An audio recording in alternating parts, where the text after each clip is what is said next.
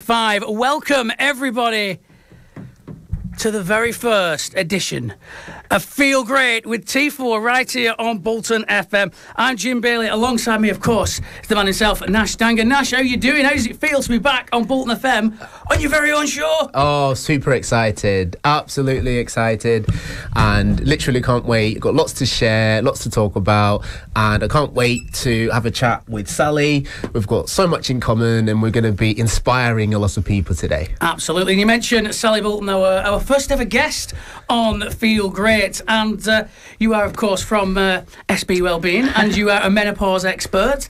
Very excited to have you on the show. We will, of course, be speaking to you again later in the week for a little bit of a partner podcast that we're going to be launching, so do look out for that one. But, yeah, look, Sally and Nash, let's get you up on the video feed, because we are going to be recording this as well. Amazing. Now, there you go. Looking all lovely there on the screen, looking very, very happy. So yeah, welcome along. And Nash, I know there's loads of stuff you want to get stuck into with Sally, but I suppose we better tell people why we're here and what we are going to be doing with this show, because it is dedicated to a little bit of well-being, isn't it? That's right, Jim. So I thought it would be a great idea to have a show called Feel Great, because there's so many bad news out there and things happening in the world that it's always good to bring a bit of joy, positivity, and talk about health, which is a massive, massive topic to talk about. And this show, literally off limits. We're just going to share as much as we can, have so many different guests come in. One of the passion I have is inviting experts in and working with experts, hence why Sally Bolton is here. So this show is just going to be one show to look out for, because there'll be so many things happening, and it's actually going to be driven with what the audience are wanting to hear as well, and some of the topics that are actually happening in the world. So we're keeping it fresh, we're keeping it real, so that the aim of this is to inspire people so they can feel great about staying active and basically being healthy. Yes, indeed. And we're going to, as you say, get lots of experts in and interesting people to talk to. We've got plenty today. We've got Sally, of course, who's with us in the studio. Later on, we're going to be talking to Phil Mason from Bolton Wanderers in the community, and, of course, the club chaplain as well. We are also going to be playing out some interviews that we've done. I spoke to Lesley Simm, the Age UK Bolton Ageing Well manager. We've also spoke to Niall Bradley from Age UK Bolton about his Manchester Marathon and the Ironman 70.3 challenge that he is going to be undertaking this year. And we've got a chat with Gary Henshaw as well, former Bolton Wanderers player, and of course you might well have heard him on Wanderers Live right here on Bolton FM, and he's been talking a little bit about his injury and the effect that it has had on him. Of course, he was injured during a charity game for the Bolton Wanderers Remembrance Group, which Gary is very much involved. So we've got plenty to come. Great to launch into a little bit of a chat with Sally Bolton. Now, as I say, Sally is from SB Wellbeing and is a health coach, a menopause expert. But to be honest with you, I think that Sally's going to do it much more justice than I can. So, Sally, tell us what you're all about. Well, first of all, guys, thank you for having me on the show as your first guest. I feel very honoured today, so thank you very much. Really excited about it. I think what you're doing is amazing. There's definitely a need for this, isn't there, right now, to bring people's energies up and everything. So, yeah, an introduction to me. Well, I've been a health and fitness coach for 15 years. And obviously, during that time, I've spent a lot of, invested a lot of my interest in women's health, particularly because I am female as well. And then fast forward to the last 2.5 years, I've actually really been specialising in menopause health. I was interested in it before then because I had quite a number of clients at the time who were starting to joke about it, and you know, when you get women together and they were telling me about all their symptoms and we're having a good laugh about it, but I realised at the time I didn't know enough about it. I actually didn't really know anything about it, to be honest, and I thought I need to know more about this so I can best serve my clients. So I started to read about it a little bit more, and then obviously things started happening to me a couple of years later, but I didn't really realise at the time what was going on. It was probably 9 months after that when I started to join all the dots, and I realised that that was my perimenopause. So having clients that were talking about it and the fact that I was starting to go through it, I really then started to really delve deeper into what menopause is, what it's about, symptoms related to it, and filling that gap. There's a lack of education, a lack of awareness around menopause. So them kind of made it my pledge to help as many women as possible, educate them around menopause. So that's where I am today. Fabulous. And one of the things, Sally, that I noticed actually when I was doing a bit of research about you is you're very much interested in workplace kind of education as well. So before we go into that, just tell us a little bit more about what menopause is, just for those that are listening that might not be aware of what it is. Yeah. Give us a bit of background and what some of the issues that can arise through that sort of change for women. So menopause, it's defined clinically as when a woman's gone through 12 consecutive months with no cycle, so no period.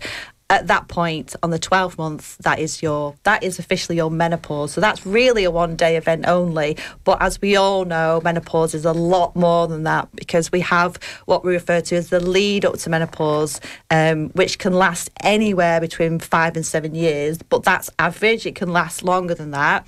And during this time, this is when the woman's hormones are starting to decline. They're starting to fluctuate a lot, which can cause a lot of symptoms. Now, these symptoms can be broken down into both physical and psychological. So psychological, we're looking at cognitive, emotional, mental as well. And it can bring about an array of symptoms. And I'm not laughing at it because it's a serious subject, but I'm smiling because of all the conversations that I have with women about what they're going through. And some of them can be quite funny. Others can be more serious, and that's the thing with menopause. It isn't a one size fits all, so every single person will have a different experience. Some will have very mild symptoms, or some women actually go through with no symptoms whatsoever. 1 in 4, in fact, will go through no symptoms whatsoever. Well, that means that 3 in 4 will, and 1 in 4 of those will actually really suffer with debilitating symptoms. So it can be very different for every person. And there's a lot of myths, a lot of misinformation about it as well. So it can be a really challenging time for a lot of women. So yeah, there's a lot going on. Sure, and that's why it's kind of interesting to address this topic, because at T4 Physio Clinic, which is based in Bolton Arena and Kearsley, we see about 80% of our clients tend to be women of all different ages. And obviously, when it comes to speaking to a male about it, it's something that they can feel a little bit uncomfortable, which is why I've got someone like you who's an expert in it to shed light on it. One of the issues that we have when it comes to physical health and exercise, it becomes a barrier, low energy, some issues with bone density. So can you tell us some of the benefits of actually tackling menopause through physical activity, which is something then you then gone into as a business essentially and decided to specialise in? Yeah, so I mean, lifestyle, I think it's always important, isn't it, throughout our lives. It's important for everybody, but particularly for a woman that's going through her, we'll call it menopausal journey, because obviously it starts from perimenopause and can go right through to postmenopause. The lifestyle just becomes even more important at this stage. You know, it's a fact of life that our cells become less efficient. We are, because of these changes in our hormones, we're predisposed to things like sarcopenia, so loss of muscle mass, strength, osteoporosis, obviously, which is the weakening of the bones. So we're more we can have more breaks, more fragility in the bones, and then we have the kind of the emotional, mental, physical, psychological side of it, where our motivation drops, our confidence goes, our self-esteem. So lifestyle can actually play a really, really big part in supporting all of that. We can't stop that from happening. Obviously, we'll maybe talk about treatments in a while, but in terms of lifestyle, there's so much that we can do to help support that. And one of the biggest things that we can do is look into how we're actually moving our bodies on a daily basis. And certainly, if you want to start getting into more optimum treatment to support this time of your life, then strength training particularly has got all the benefits, because it stimulates that muscle growth, it maintains your muscle mass, and the type of exercises that you do actually stimulate that muscle growth. So there's so many benefits, and not only that, it's women feel empowered when they've been to the gym. Well, certainly I do, and the clients that I work with, no one ever says that they feel bad at the end of a session. So it can lift their mood, it can lift the motivation, they help them sleep better, they feel more confident about themselves. So there's huge benefits to taking part in exercise, definitely. Sure. So one of the areas that you're quite passionate about is the workplace. So tell us a little bit about that, how, that can sort of impact women in the workplace, and some of the strategies and the workshops that you put together and the materials that you put together to kind of, help and address that obstacle. Yeah. So obviously with menopause, it's not something that you can flick a switch on and off, unfortunately. So inevitably, it's going to go with you into the workplace, and it can have a huge impact on the way that a woman feels, the way that she performs. So it's really important that workplaces are aware of this to a level where they at least have an understanding of what can happen to a person going through menopause and symptoms related to it, and how it can impact them at work. So, we would look at both the physical and the psychological aspects. If someone physically is like suffering with muscular aches and pains, for example, which is a really, really common one, and it can actually get quite bad for a lot of women, and it has a knock-on effect. It interrupts their sleep, for example, or things like that we don't like talking about, but heavy flooding periods, which I hear a lot about, which can be really embarrassing for a lot of women and can really struggle with it. So things like that. And then obviously we've already mentioned it. We've got insomnia, we've got fatigue. What else have we got? There's low moods, anxiety, depression. So all of these symptoms that are related to menopause can have a huge impact on how someone shows up at work and then how they perform at work as well. So obviously if they start to underperform, and I've had women call me saying, they're at the height of their career and they've been doing it for 20, 30 years, and they know they're really good at what they're doing, but all of a sudden they're starting to really question their ability to do it, which for a workplace, if they understand that, they can then support them.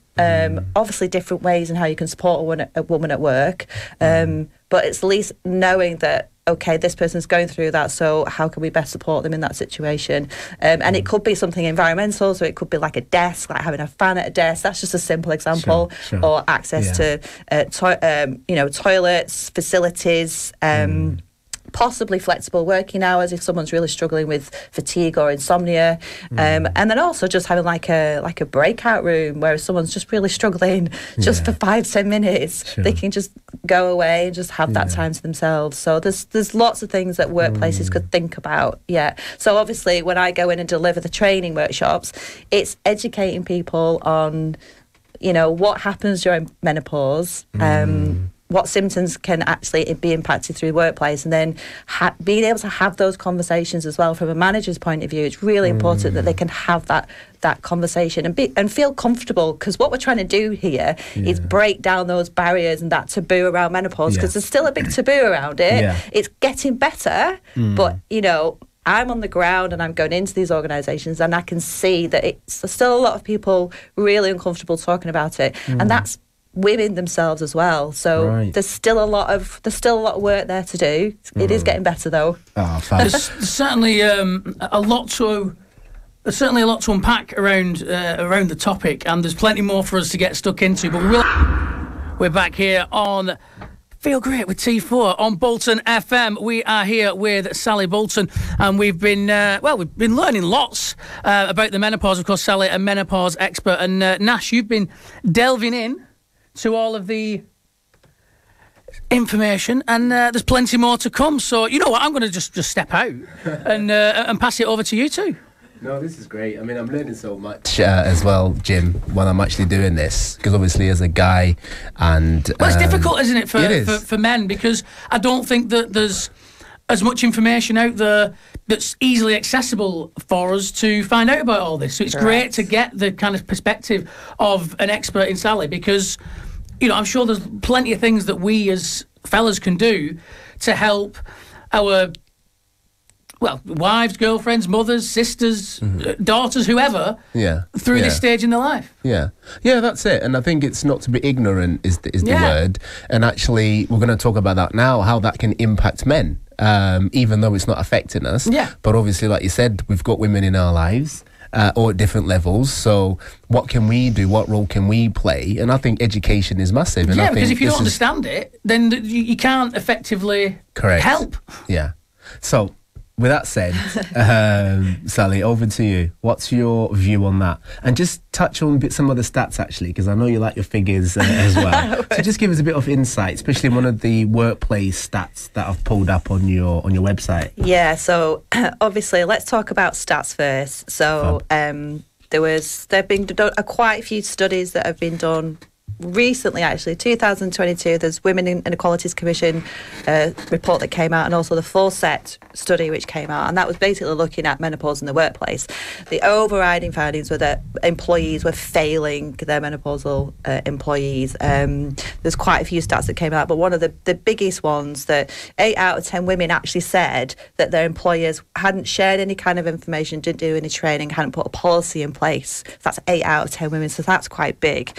And the other big one that came out of that was that 1 in 4 women actually consider leaving their jobs and retiring. Wow. Just because of their symptoms. Wow. Do you think that's partly because a lot of businesses, a lot of organisations do tend to often be run or managed by men, and that understanding just isn't there about the things that need to be put in place? I think that's a really big part of it, and I think, what my intention is, and the people, the organisation that I work with as well, is that we want to go in there and just we keep using that word, education and awareness, but it really is, it's about opening up a culture whereby people feel comfortable, both men and women feel comfortable about talking about it, and then making the male colleagues aware of the big impact that it does actually have. And we were just talking about what it's like for a man. I've had men come to me and say, what can I do to help? And it's a great question.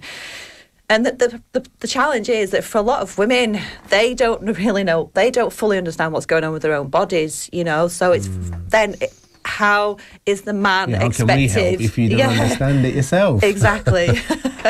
So, again, it's just having that that awareness of what's happening, and having those, whether you're at home or at work, is having those conversations with your other half or your work colleague, and just saying, look, this is what's going on with me. These are the symptoms that I'm experiencing.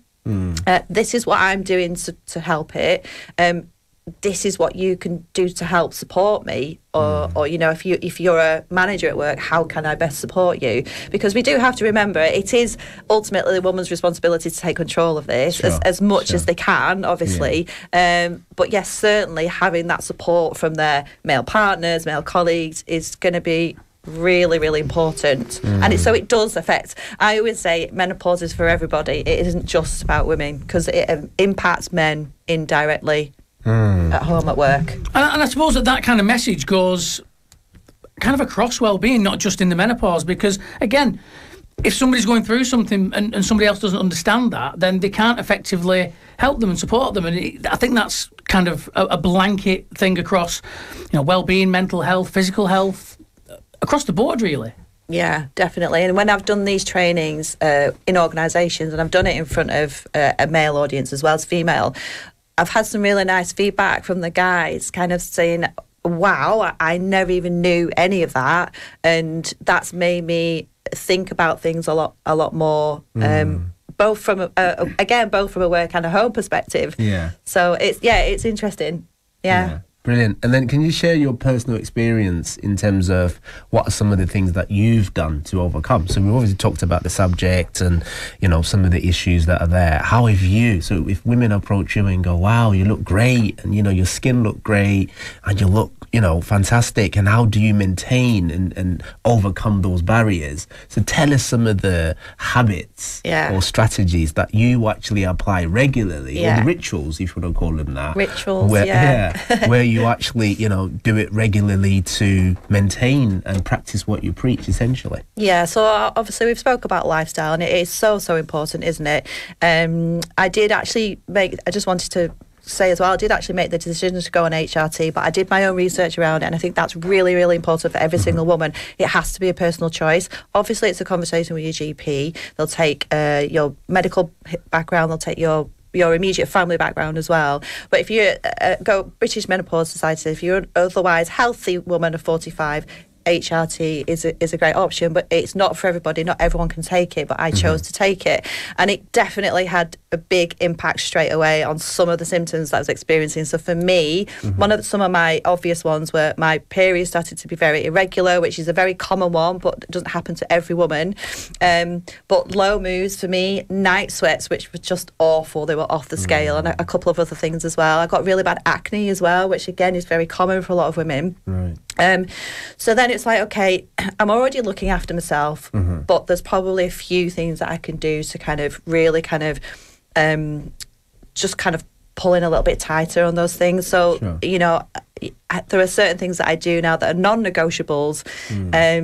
So I've changed kind of like, I don't drink caffeine in the morning now, so I go for lemon and turmeric, because turmeric has... That's a tough one for people that Jim, isn't it? Certainly is. You know what? There's just do the research around caffeine intake before food, and it massively spikes your cortisol. So as a menopausal woman, that's the last thing that you want to be happening. Sure. So I go for a lemon drink, which has got turmeric, because turmeric's obviously got anti-inflammatory properties. So again, approximately 14 symptoms of menopause are related to inflammation. So we want to try and bring as much inflammation down as possible. And then I always have a protein-packed breakfast, which I've always done anyway. But again, for women going through menopause, that's really, really important. Hydrate myself. I actually have electrolytes in my water, so it does hydrate me properly. And then it's physically, I walk every single day, because for me, that is the number one choice of activity for anybody, because it's so accessible. Unless you're injured or you can't for whatever reason, then everyone can do it. It's got huge health benefits to it. And then if we're going to talk optimum, obviously strength training, which I know we both agree about. And that is considered to be one of the best treatments to fight against things like osteoporosis, but also it's a massive mood lifter as well. So those are all like endorphins and things like that. Exactly, dopamine, endorphins, makes you feel good, makes you feel badass, you know, it really does, obviously, amongst the other benefits as well. So those are my non-negotiables. And I do like a little bit of chocolate, if anyone's wondering. Oh, brilliant. I love your honesty, isn't it? We're keeping it real here, isn't it? You're right. I'm not perfect. Nothing is hidden. That's what it's all about. That's it. Oh, I love that you touched on the medical model, because again, some people just think, I don't want to go on HRT, or it's not for me. But like you said, it's an individual thing, and it requires some input from medical experts. Absolutely. You know, and reach out. So people should be aware of that there are resources and medical experts that they can chat to. Yeah, definitely. Brilliant. So we're massive on strength, both of us. In fact, we're going to be looking to do a little program together on strength, and particularly more for the women audience. So stay tuned for that. So tell us a little bit more about some of the benefits and some of the stuff that you do, because there's loads of myths out there, isn't it, about strength training, particularly when it comes to women, and some of the lies, so to speak, that are out there that can become a barrier for women to actually participate in strength training, particularly things like, for example, you know, you're going to look like a man, or you're going to get butch. You know, what's some of the things that you can share and shed a light around that? So one of the biggest things, I think, one of the biggest barriers for a lot of women, especially kind of in their early 40s plus, they've never done anything like strength training before. The mere word of strength absolutely terrifies them for that reason. I think that you've just mentioned, because they think they're going to look all big and butch. It's like, you haven't got the genetic makeup to be able to look like that, first of all, especially not going through menopause, because things are starting to decline drastically, including your testosterone. But I think, you know, my brain's just gone. This is what happens during menopause, by the way. You literally just get brain fog. Well, I told you we're keeping it real here. Nothing is hidden. I think one of the biggest barriers is they're too old to do it, and they're too old to start. And I always say you are never too old to start. And it doesn't have to be, you don't even have to go to the gym to start doing some weight-bearing exercises. There's things that you can do at home, especially if you're a beginner. My only note on that is make sure you've been coached by someone before you go and start doing stuff at home, because we definitely don't want any injuries. But you're never too old. Like you say, physically impossible for you to get big and bulky. And the other thing is, a lot of people talk about, well, I've already got an injury, my back's bad, so I shouldn't do it. And that's probably more reason to do it. Obviously being guided by a professional, but those are the biggest things, I think. Fab. And then for sort of people that are more high risk of falls, what are some of the things that strength training can benefit in terms of falls prevention, and obviously the impact on the effects of falls, things like hip fracture and then needing a replacement. So prevention is better than cure. So tell us a little bit more about not just physical strength or bone density, but how it can actually affect our normal daily activities, particularly things like balance and the impact that can have on our lifestyle. Yeah, I mean, strength training, again, if you're doing it with someone who's qualified, hopefully they're going to kind of find out what your lifestyle is already, what your daily activities are, and then program something specifically for that as well. We know, because there's so much evidence out there, and you know this as well, about strength training. It's in a controlled environment, it's very, very safe, it's progressive, it's all about overload, but doing it in a controlled environment, and that has huge benefits for both muscle mass, so it can build, it can maintain muscle mass, but it can also build if you're supporting that with good nutrition. And obviously we know that it has really good benefits on bone density, so it can actually strengthen it. So for those everyday activities, everyday life things, it actually makes things a lot easier. We also need to bear in mind mobility and flexibility as well. We can't not include those. But I've got a couple that have been coming to me for about 5 years. They're probably mid-70s. And they're amazing. They will blow your mind. They literally would put 20-year-olds to shame because they're so keen on keeping that balance. Again, is another one, obviously, which goes, doesn't it, as we get older. So we work on balance, we work on mobility, we work on strength. They squat in my gym, awesome. And they deadlift. Not massive heavy weights, obviously, but within reason. Honestly, that's exciting. That, and we've got a couple of clients like that as well. But we're trying to grow that, isn't it? So a lot more people can get involved in it. And you're right in terms of the strength. I think it's something that I mentioned in my book as well, where I titled it "Discover the Secrets to Aging Well."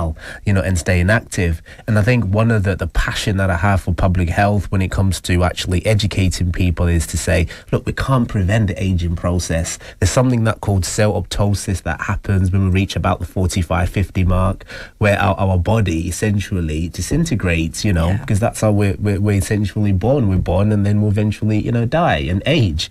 However, doom and gloom that, isn't it? It's like, oh. Come on, let's bring it up. Yeah, just bring it up. Feel great. That's it. So, one of the things that we can do is certainly tap into those secrets, which are some of the secrets we're sharing now, to actually go, look, we can't prevent things happening. We can't prevent menopause. We can't prevent the aging process. But there are things that we can do to manage those things and to make sure that we are maintaining that healthy lifestyle. I think there's massive overlap here, with us and what we're doing. And hopefully to the listeners as well, where if people have got questions or want to find out more, I'm sure we'll be having Sally more often here. Absolutely. So feel free to kind of reach out. And like I said, we're going to get Sally for a longer sit down. We're going to get really in depth, and we're going to be putting that out on our podcast channel when we get that up and running in the next few weeks. So do look out for that. Sally, if people want to find out more about you, about the menopause and about the work that you do, where can they find you and where can they get in touch? So obviously I've got all my usual socials. So Instagram is SB_wellbeing. I always forget my own handle. How bad is that? I blame everything on menopause at the moment. I have a website as well, which is just sbwellbeing.co.uk. All the information about working with me is on that specifically, and I'm also on Facebook and LinkedIn as well for any of my corporate friends out there. And I believe you've got a workshop coming up. Have you got a workshop just gone or coming up? Have you got any more planned? I've got all sorts going on. I'm really lucky, actually. I love this work so much, but I'm working with I've got a couple of schools coming up where I'm going and doing colleague and manager training. I've also got some gyms that I'm getting involved with. They want me to go and teach their members about menopause and then do like a workshop on what I call my 5 key pillars of health. So lots going on. Oh, exciting. Yeah. Definitely stay tuned and find out more. Absolutely. We'll have plenty more to come for you right here on Feel Great with T4 on Bolton FM. We're going to hear from Niall Bradley next about his Ironman and his marathon preparations and about the people that are helping him out with that. Do not go anywhere. You're listening to Bolton FM. We're having a great time here in the Bolton FM studio here at Bolton FM Towers. Of course, this is Feel Great with T4. Right now, we're going to hear when I sat down with Niall Bradley. He is the Strength and Balance Manager at Age UK Bolton, and he will be running the Ironman 70.3. He's also doing the Manchester Marathon, and I had a little bit of a chat with him at Bolton University. Now, there was plenty going on, so do excuse a little bit of background noise in this interview. This is what Niall had to say. I'm here at the University of Bolton with Niall Bradley, Strength and Balance Manager at Age UK Bolton, and this year he is partaking in not just the Manchester Marathon but also the Ironman 70.3 right here in Bolton. Niall, first up, why? I like a challenge, and it's for a good cause, so, you know, two things in one really. I feel like you've always got to continuously challenge yourself, set goals, things that are possible but almost impossible at the same time, because it gives you a real drive to focus on your training, your nutrition, and to just get the work done and enjoy it at the same time. Absolutely. You say that you're doing this, of course, for a good cause. You've got a couple of good causes that you're running these two events for. Yeah. Tell us a little bit about them. So the first one is going to be the Bolton Fibrosis Support Group. So I work with them over at Bolton Hospice, and it is a pulmonary rehabilitation class for people with pulmonary fibrosis, which is a terminal condition. And so I've been working with that support group for a number of years now, and what we want to do is I want to raise some money to be able to host an afternoon tea, or to take them out for a meal as a group, so that they don't have to worry about costs or anything like that, because even though we deliver the pulmonary rehabilitation, it is very much a support group where the clients come and socialise at the same time. They have a chance to speak to other people living with the same condition.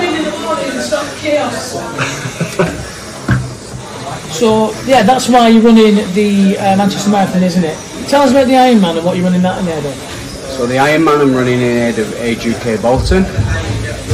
Each year, as I've been at the organisation, there's always an event. It started off with Manchester Half Marathon. We then moved on to Manchester Marathon, and the next thing after that is, of course, a 70.3. Each step along the way has been a little bit of a more difficult challenge, but in particular this year I've decided to dedicate the event to our finance manager, Jeanette McMurray, who was actually with me at the time when we booked on the course, but unfortunately she passed away. So when I take part in this event, it will be in her memory, so I'll definitely have someone helping me along the way, laughing at me probably.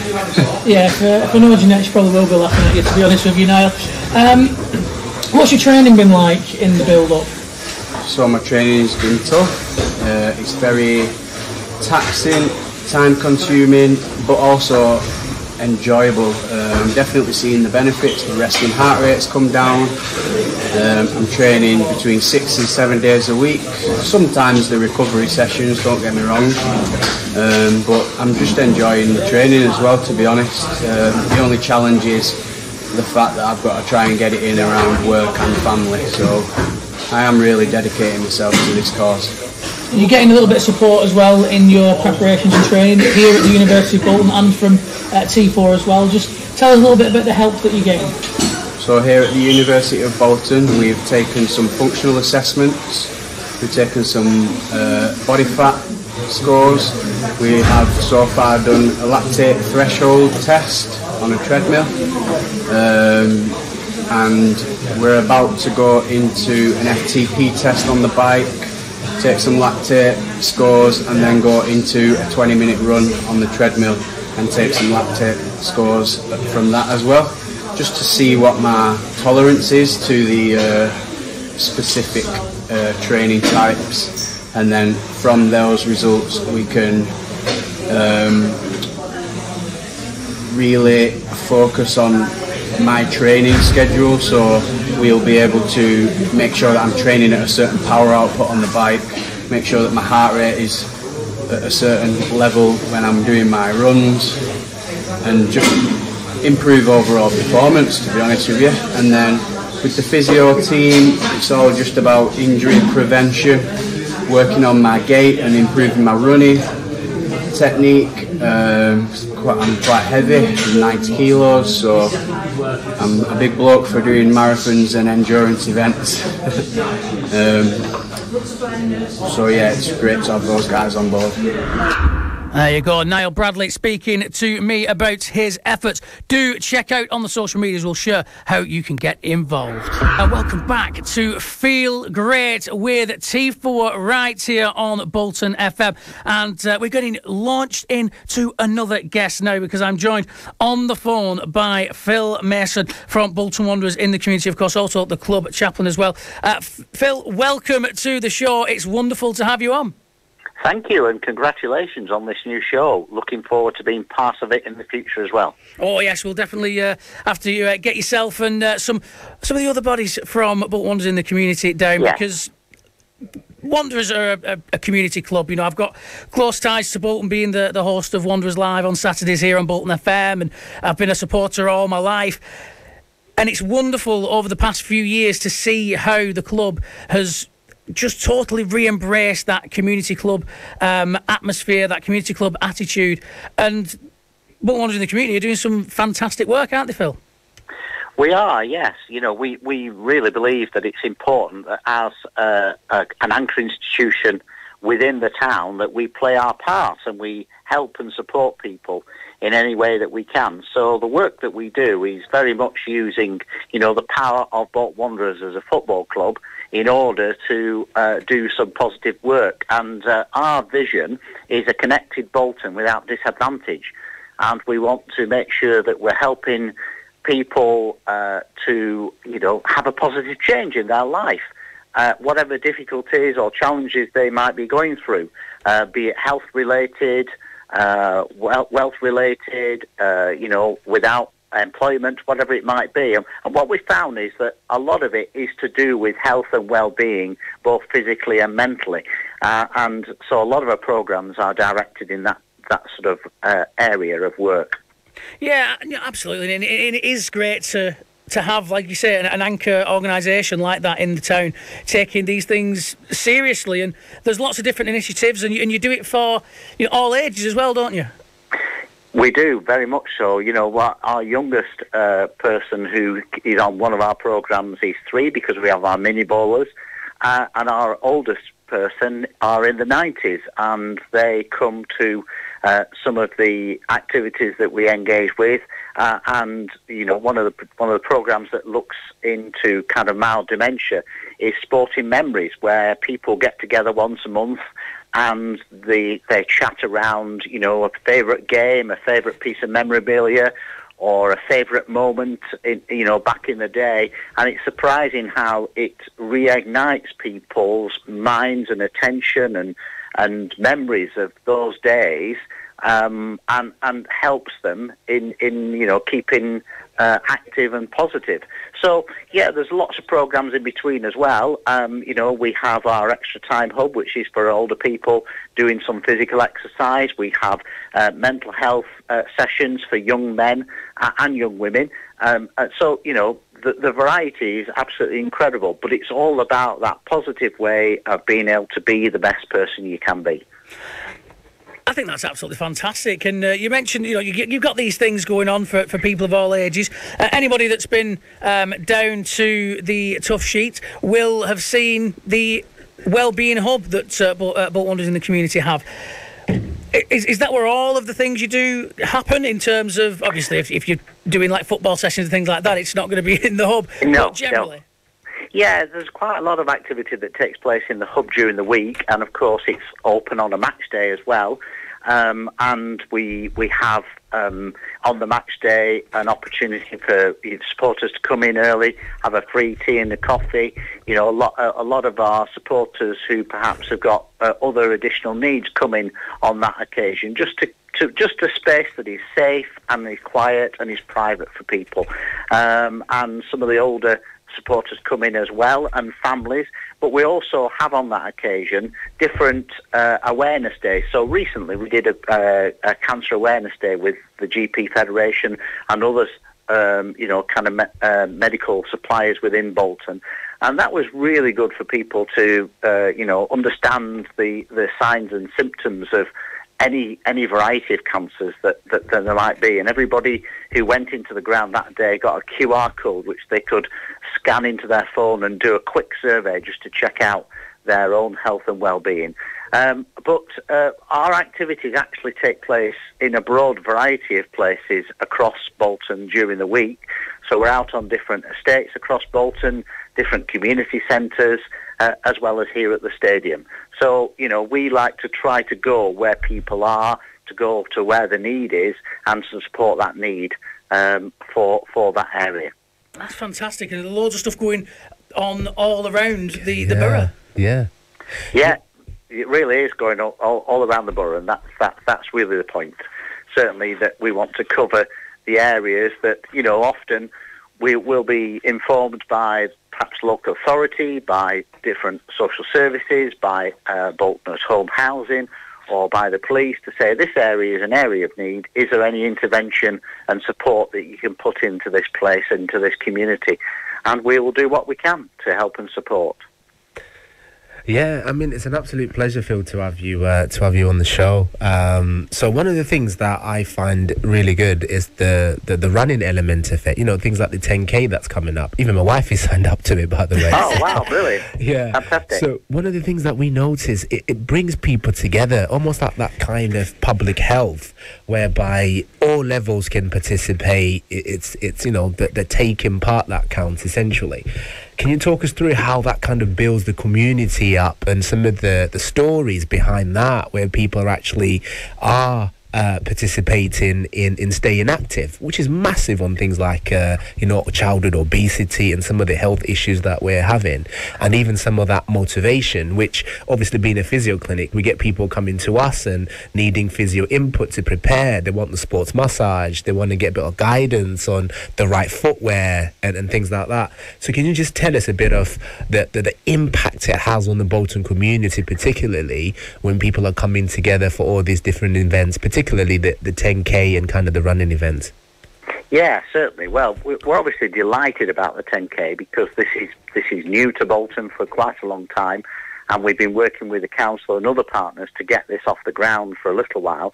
And we're really pleased that we've got a Bolton 10K. There's lots of 10Ks go on in different parts of the North West, but why not have one in Bolton? Brilliant. And 10K is something that, most people can have a go at in some kind or another, because what we're saying to people, it's the taking part that matters. You can walk it, you can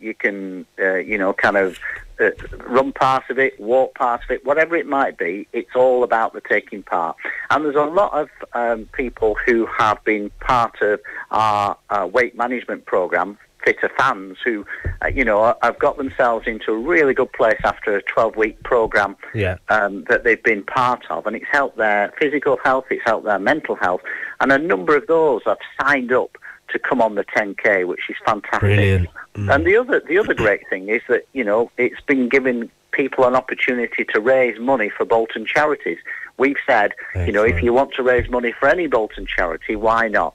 Because we want to keep the Bolton Pound in Bolton. So, if you want to sponsor a local charity and help and support that, then that's even better. And I think we've got 20 to 30 charities now on board that are taking part and bringing teams along.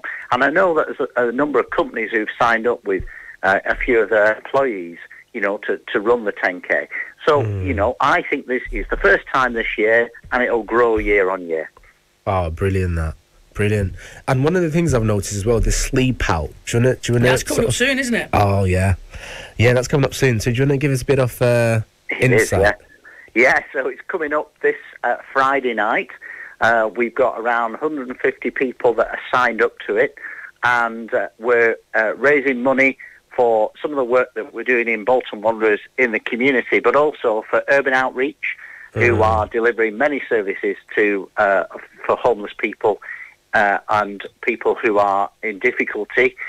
within Bolton. We've also raising money for Backup Northwest, which provide high-quality holistic housing and sports services across Bolton for young people aged 16 to 25 and maybe at the risk of homelessness. And also Emmaus Bolton, that provides a home and meaningful work for up to 22 people with experience of homelessness. So, you know, 3 very good charities that are working alongside Bolton Wanderers in the community. And it's an opportunity. We did it for the first time last year, and you know, it was freezing cold. You didn't get much sleep, but I thought, well, at the end of this, I go back to a nice warm bed. And unfortunately, there's a lot of people in the town that haven't got that choice.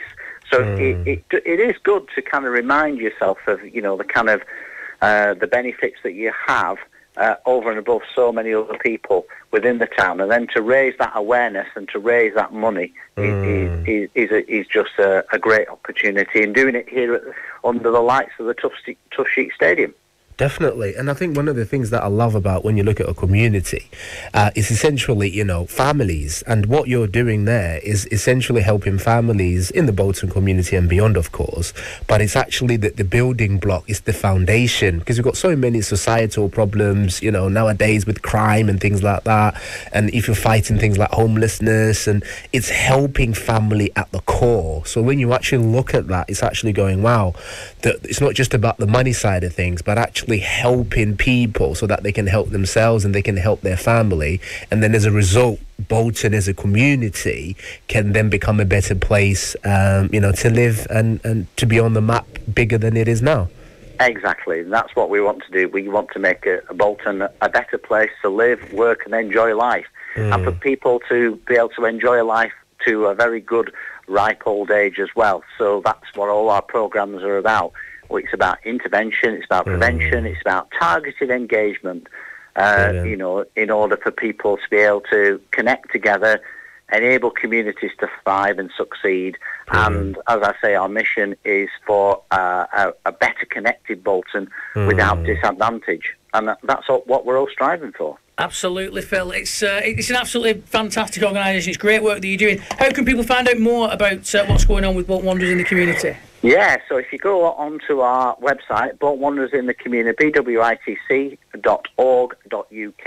So, and there is all the details there. And then, of course, you can follow us on Instagram, on Twitter, and all the usual accounts, and it gives you an up-to-date, you know, description of everything that is taking part, day by day, week by week. Fantastic, Phil. And one of the things, Phil, that I'd just like to, you know, share and actually say it on the open is to say, look, I would love to partner up with you guys if there's anything we can offer, you know, whether it's a voucher for 5 sessions of physio, just to help when it comes to keeping people health and well-being, because I know you know you're into the well-being hub, and there's a lot of things that businesses can contribute and kind of help. So yeah, I'd love to grab some lunch with you and talk about how we can help and sort of give some of the stuff to the public. I've got copies of my book as well that might be helpful, so I'm open to that and do my part to make Bolton a greater place.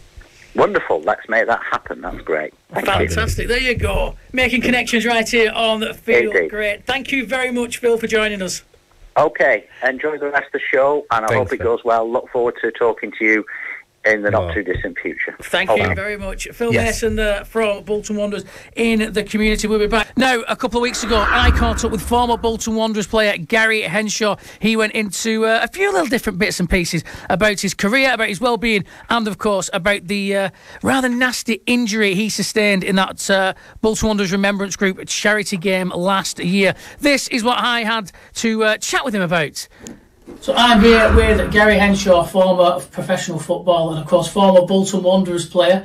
And you were involved, of course, in that Sherpa Van Trophy victory at Wembley back in the day. Yeah, 1987-88, I think it was. 4-1 against Torquay in the final. The first season that I was alive for. Right. I was born in early 87, so it was my first...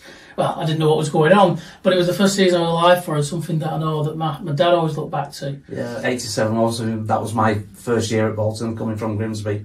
Myself and Dean Crombie signed from Grimsby Town when we were still at Burnden, and luckily at the end of that first season we got promotion as well, because it was the very first time Bolton had been down at the bottom sphere in League 4. Yeah, something that we know all about these days, having revisited it not too long ago. Of course, as a professional footballer, that takes a big toll on your body and the physicality of it all, especially, as would be expected, in your knees, in your hips, in your legs. Just tell us a little bit about what kind of toll that playing professional football does take on the body, all that training, those regular match days. I think to the extent of when I finished playing full-time professional, I did a few years playing semi-pro, but after finishing that, my body said to me, I've had enough, and I just left it for a few years. Just only played golf and snooker and things like that. And training from like probably age 15, 16 to get into professional ranks. It is a dedicated profession. It's a lot of wear and tear on the body, and it's something where you dedicate your life to it, but thinking back on, you don't realise to what extent it might happen in later life. Well, that's it, that's the key, and we'll come on to later life a little bit later on in the chat. What were you like for picking up injuries during your career? I know some people are plagued by them, some people seem to get that little bit lucky and don't have so many, or don't have so many serious ones at least. What was your experience with injuries like? I wasn't so bad overall. I think just on leaving Bolton Wanderers when I signed for Swansea, at the back end of the season, my last season for Bolton, I had a real serious hamstring injury, and I rested as much as I could through that summer. And when I signed for Swansea, I thought it was over the injury, but there was a lot of scar tissue on that injury, and that probably cut short my career at Swansea. But overall, my worst one was really when I was playing for Hyde United. Somebody kicked my standing leg on the opposite leg to this current injury, and it was a weakness that I've always had since. Side-to-side movement in that leg now, even though I got back playing afterwards, it was always not fully strengthened up properly because I was unable to sort of rebuild the muscle on the inside of the knee, which supported the sort of sideways sort of strength of the knee. But then again, just recently, 8 months ago, I had this injury playing in a charity game, which obviously has been the worst thing ever to happen to me. Yeah, I mean, that was a particularly bad injury. What's your recovery been like since then? Well, in fact, go back, tell us about the injury. What happened? It was, of course, that remembrance, the Bolton Wanderers Remembrance Group game, a great charity event over in Atherton, and yeah, but was it 5 minutes in? Yeah, I mean, the day started out, a great set of ex-players had turned up and celebrities, and the day was sort of set fair for just making a lot of money for the local charities, which we have been doing over the last sort of 3 or 4 years through the Remembrance Group. And you don't envisage your life turning upside down when you're just sort of turning out to try raise money for somebody else. In the end, the money was sort of raised for the charity. I've spent or lost in revenue through 8 months out of work, which to anybody playing football on a Saturday on local parks, basically on a Sunday morning, they've got to think about the livelihood as well, which was never the case when you ever got injured in professional sport because you was covered by your contract. So that's been a real sort of big hammer blow for the family, really, loss of revenue, and obviously it's the emotional thing and the sort of lack of normal support which you get at a football club. Yeah, absolutely, and that's something that I'm sure you would have been used to back in the day. But what was the actual injury? What did you do to your knee? Well, the full extent was a fully ruptured patellar tendon. Oh. Now, the patellar tendon is attached to your shin bone and comes over your kneecap into your quads. So that allows your actual knee to sort of hinge and pivot. Yeah. When I got to the hospital, they knew straight away because my kneecap had moved sort of 3 or 4 inches upwards out of position. So straight away on triage, he had a fair idea what had happened. Yeah. And obviously it was either see the extent of it and what sort of course of action to take. Luckily, mine didn't need a skin graft or there's like pillar points in your kneecap where it's actually locked in. Yeah. Mine was just the actual stitching of the actual tendon itself. So it could have been worse, even though it was a really bad injury, and I can't imagine how painful it was. I'm not sure about worse. It was just the different sort of scenarios of what the extent of sort of repairing it. like I say, it has taken 8 months and I'm still struggling a little bit in pain. Yeah, well, you were saying just before we came on that, you know, it's only been over the past few weeks that you've even managed to go back to work, and obviously that's had a huge effect, not just on your physical health, but as you say, financially and, you know, within the family, it's affected your mental health as well. Mental health especially. I mean, luckily with our charity, the Remembrance Group, we have associations to Wise Up, addiction and mental health charity. I've had a chat with one of the lads there over the early parts of the months when I was stuck in a bedroom and laid up in a splint for a good few months, and it does take the thing out of you really with your own mental health, thinking I'm at an age now, I was 58 going on 59, and your body obviously doesn't heal as fast, and you're stuck in a bedroom. All right, you've got the support of your family, but there's that nagging doubt of, will I get back to work and will I ever walk properly again? Yeah, what's been your journey in terms of recovery from that injury? You know, obviously through the initial recovery and of course then going on to the rehabilitation side of things. As wise as physiotherapy, sad to say really that the NHS side of things, they don't have the resources to actually put on the classes and things like that now, which in the past when I've had an injury before, I went to the old Bolton Hospital where the David Lloyd is now, and I was in classes three times a week, helping strengthen and doing your exercises and getting your knee to bend again, where that wasn't the case this time. Unfortunately, I was given a piece of paper off a physio one day with 3 exercises on, and then made an appointment probably 6 to 8 weeks afterwards. So in the end, although not working, it cost me financially to go see a private physio, which obviously you're involved with now, Jim, and it's, like I say, they're not cheap, but to get the right care and try and get yourself on track is something you've got to do. I suppose that's it. It's, you know, what price you put on the health of your body, and of course the knock on it has mentally as well. Do you think that is something that more people should be aware of? The fact that when, you know, somebody does get an injury, whether it be a footballer or just, you know, anybody in ordinary life, that it does lay you up for a while, that mental health side of things really does come into it? Because I think people just think, you know, you recover from your injury, you crack on, but it's not quite that simple, is it? I think people are more and more aware of the mental side of things now. It's quite sort of a thing what people are quite aware of. Yeah, things are getting better, aren't they? And like probably years ago, I wouldn't have been the one sort of go and sort of speak to Wise Up and sort of get some sort of support.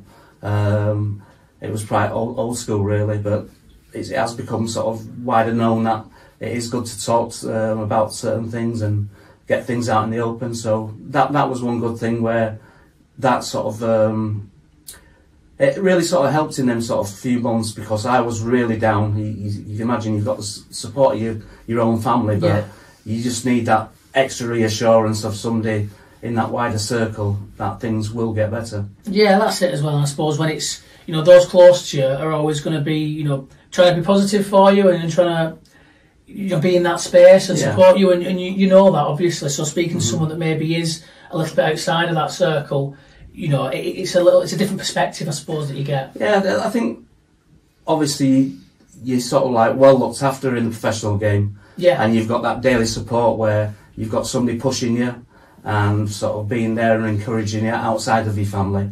That is a bigger help really sometimes. That was always the case, but that wasn't the case with this present injury. I was stuck at home.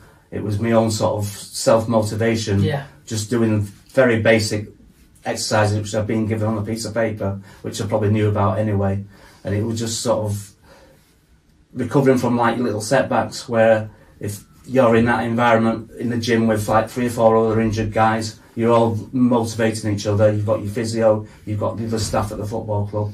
That wasn't there, so it was a hard slog. Yeah, and of course, I mean, you know, obviously, you know, when you were a professional to now, I would imagine that there's been a huge jump in physiotherapy. Have you seen that just in, you know, from when you were in your career to now, when you've had this injury and you've gone to see a private physio? Have you seen that there's a difference in technique or in technology? Obviously, technology. I think basically when I played, it was hot and cold, ice, elevation, compression, and obviously the odd sort of machine with an ultrasound. Whereas recently when I've had my private physio, the physio sort of did a wide range of things from deep massage to acupuncture and the sort of ultrasound treatment. So you can see the things like that. But going back to when I was a professional footballer, as soon as basically you could start jogging again, you were looking to get back into the first team, whereas now it's a structured environment. You'll probably do things on your own before you even get back on the grass. So things have gone up at a sort of unbelievable level, really. Yeah, absolutely. And I mean, you'd expect as much in the time frame, and knowing what we know now about sports science and everything that's taken big leaps forward within the game when it comes to physical and of course the mental health side of things. And players get a lot of support now, which, you know, maybe would have been helpful for some players back in the day, but generally, you know, we are seeing a lot of progress. And I think that just outside of football, and as you'll have seen with your kind of recovery from your injury,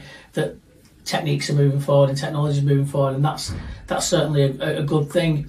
What's next for you in terms of your injury and your recovery? Is it just a matter of just keeping on doing the work now, and do you think you'll ever run out again for the in one of these charity games? I think I've said that I've kicked my final ball. Yeah. I mean, it was a funny situation. Myself and Jeff Chandler turned up that day, probably to just do the last sort of 10 minutes of the game. Yeah. But somebody didn't turn up with his boots. I won't say his name, Mark Patterson. So I put my hand up. I said, I'll start the first 10 minutes. But like I say, it could have happened any time. So it's just probably through wear and tear. It just happened in that first 5 minutes, and we just have to sort of get on with what's happened. Yeah, well, I mean, that's very, very true, and I wish you all the best in your recovery. And we'll speak to you again down the line. We'll get a little bit more of an in-depth look into it, and again it'd be great to get you sat down and chatting in this environment with one of our physio specialists as well, that could maybe provide a little bit more insight into that injury, and we do something a little bit more long form. Yep. Which would be very good, as long as of course you're up for it. There's no sort of problem really, let's say. Like with my injury as well, it was like one step forward, 2 steps back. Yeah. So that sort of affected the mental side of it as well. But luckily now I've got the sort of tendons and the other sort of ligaments around the actual injury starting to work again, and that's probably like one of the biggest sort of things on my road to recovery, really. So I'm here at the Age UK Bolton Ageing Well Centre on Cross Street in Farnworth. I'm with the Ageing Well manager Lesley Simm, and next door we've got a little bit of gentle dance going on, haven't we? Well, it is. It's a bit more than gentle dance. A bit more. It's actually sequence dancing, and it's our afternoon tea dance. And we're really thrilled actually, because that has doubled in numbers in the last 12 months. We've now got about 45, 50 people that attend that every Friday afternoon. And it's one of the dance classes that we run throughout the whole year. And it's attended by people from 50 and upwards. We have ladies dancing with ladies. You know, we have husbands and wives coming, a range of different people attend. And at one time it was actually aimed at the older end of the late 60s and 70s and 80s, and now we have a number of people who are in their mid and late 50s attending. So that is something that we're trying to work on at Age UK, is to get the younger, older people. Yeah. I do so well. To get younger, older people into Ageing Well activities with Age UK. People see the Age UK logo and they immediately think of older people, but actually it's for people like myself who have gone over that cusp, and others who are hoping to get out and about, meet more people, become more active. Perhaps they are early retiring, or they've just retired, or they're planning to retire, and thinking about what will they do with the time. And coming to join Age UK Bolton and our activities is a really good way to make a good start for them. Yeah, it certainly is. Certainly is, and everyone through there seems to be having an absolute whale of a time. Yeah. This is all part of the Ageing Well programme that Age UK Bolton offer to local residents. Yeah. Just give us a little bit of a brief kind of explanation. What is Ageing Well, and why is it important? Well, we call it Ageing Well. It's a bit of a buzzword, I guess, because, ageing well is more about ageing. It's actually not about ageing at all. It's about how to keep yourself physically, mentally and socially fit as you move through those older years. So really, we don't want people to age, we want them to become active and involved with their community.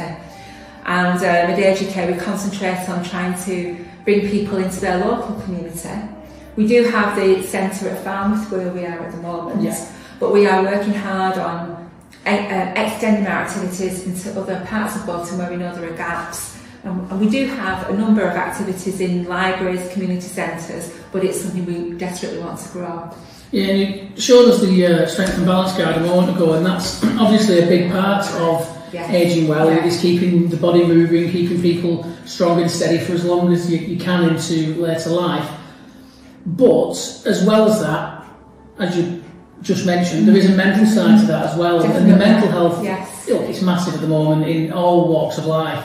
But I think especially in ageing well, there's a lot more to it, and I think that a lot of the activities that do promote strength and balance, for example, and the things like dancing, the physical activities, are brilliant for mental health.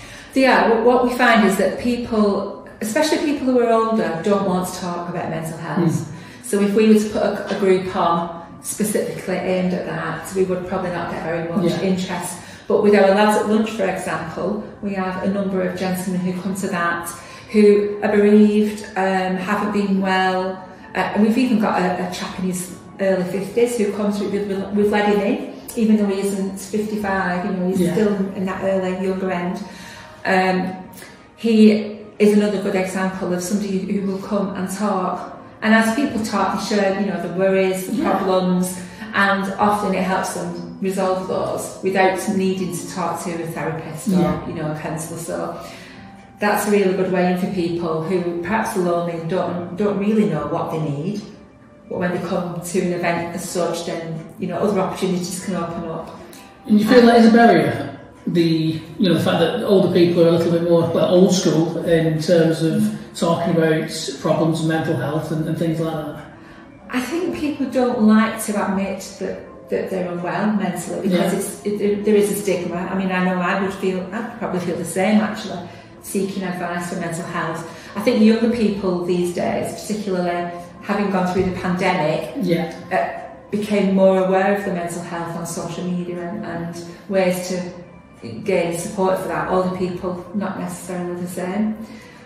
We've got a lot of clients who are still out and about, isolated, lonely in their own houses, and perhaps haven't been out for 3 or 4 years since the pandemic.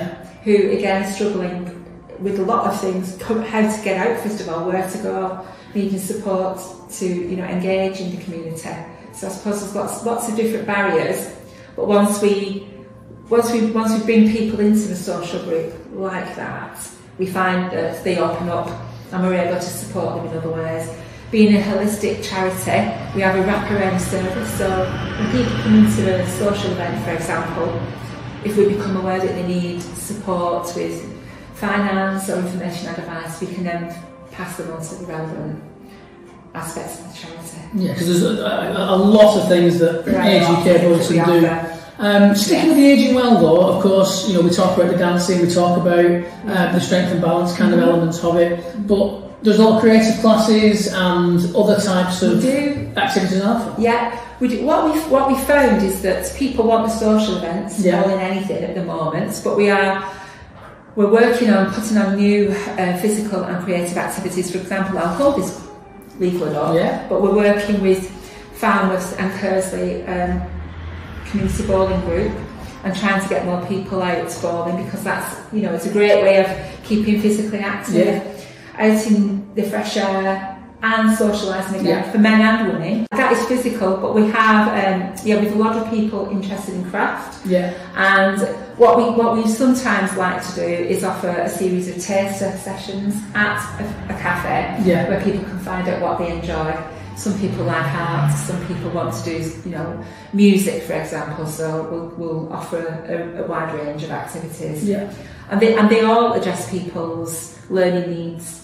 So some people are better physically, aren't they, with the hands. Other people are more arty.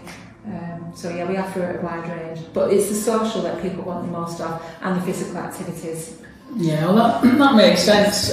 Just before we came on actually to record this, you were mentioning that you were finding it maybe more difficult, but you were having to put a little bit more thought and effort into attracting more men into the centre. Well, yeah, we have. I mean, we have worked hard on that in the past, I'd say, 18 months really, at getting more men in, and it does work. It's thinking creatively about ways to engage more men. For example, we're setting up it was a warm space, and we're now translating that into a friendship cafe over in Great Lever, because we know that there is a gap in that area. And just thinking about what to call the group, chatty cafe, would that appeal to men? Do we look for something a bit more like, a brew corner, or try and think of other ways? So like in the lads at lunch. Yeah, like in lads at lunch. So it's thinking of creative ways and activities that men want to do. We've been lucky that you've mentioned the lads at lunch, we have been able to encourage more men into the centre, and we get between 10 and 15 men coming to the group. They have a meal, they have a chat.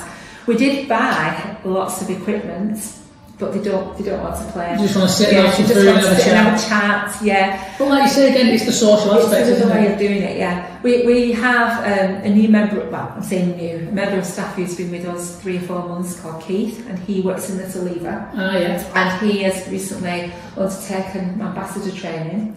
So he is going to be working with us on seeking new ways of bringing men into activities. Yeah. Oh, that's so it is something that we're working on, and also thinking about.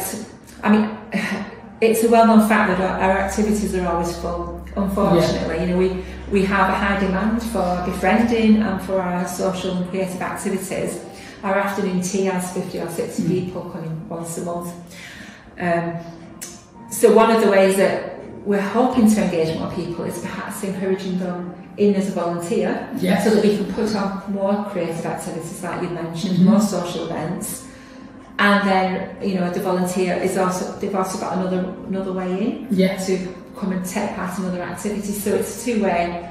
We see it's a two-way thing, really. And you do have a lot of volunteers at AGK Bolton, and a lot of the volunteers get just as much out of it as the people that are attending the classes they're running out with. That was a nice one. I'm just writing the right time. They do, yes, yeah. We have between 280 and 300 volunteers at any one time in the year. Yes, it's an immense number of volunteers. A lot of them are befriending volunteers, but the majority are in the Ageing Well service, and they do get an awful lot out of volunteering. And when people come and volunteer for AGK, they become part of our family. They come back. We see other opportunities, and we sort of tease them into other things, and it's a two-way, but it's a win-win for us. We get another member of staff in effect, because people stay with us for a long time. But like you said, the volunteer gets lots of things out of it: the social element, a reason to get up in the morning, the satisfaction that they're making a difference to somebody else's life. Lesley Simm there, talking to me down at the Age UK Bolton Ageing Well Centre on Cross Street over in Farnworth. A cracking organisation doing loads of good work in and around Ageing Well. And as Lesley said, there's a lot of different things on offer, and not just in Ageing Well. They've got information, advice. They've got the strength and balance, of course, which we did mention. So plenty going on down at Age UK Bolton. If you want to find a little bit more out about Age UK Bolton, you can get to www.ageukbolton.org.uk and find out all about what they are up to. If you want to get in touch with any of our people that we've had on today, do check the Bolton FM socials. We'll be throwing those out, and of course on the T4 socials as well. So I hope you have enjoyed this first offering of a little bit of what we've got going on here on Bolton FM with our Feel Great Wellbeing shows, because as we say, health is your wealth, and we want to help you look after that be it through information, through what we can tell you on those subjects that we cover with the experts that we bring in. A big thank you to Sally Bolton from SB Wellbeing. A huge thank you, of course, to Phil from Bolton Wanderers in the community for coming on with us. Big shout out to Gary Henshaw, big shout out to Lesley Simm and Niall Bradley. All big thank yous to you for helping us make this happen. We'll be with you in around a month's time, I do believe, for your next edition of Feeling Great. Feel Great even with us here on Bolton FM with T4. The date for your diary, the next episode will be Wednesday, the 17th of April. Myself and Nash will be back, and we'll be bringing you some cracking guests as well, and we'll tell you more about that closer to the time.